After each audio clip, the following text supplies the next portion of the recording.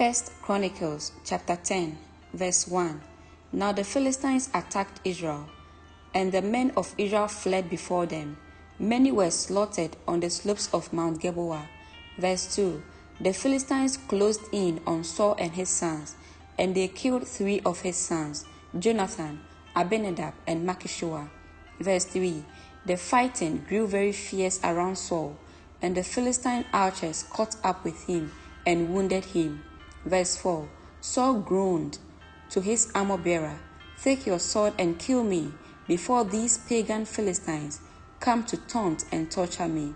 But his armor-bearer was afraid and would not do it. So Saul took his own sword and fell on it.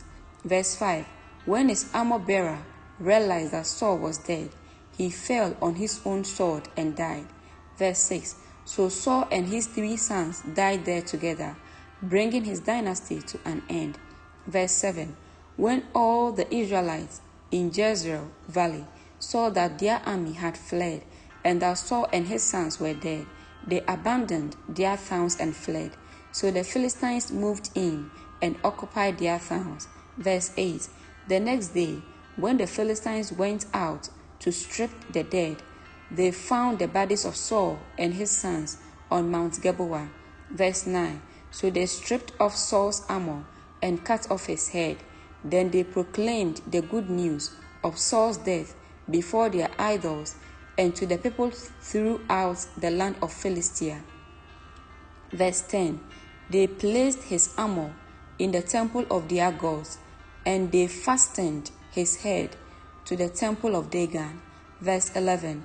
But when everyone in Jabesh Gilead heard everything the Philistines had done to Saul. Verse 12.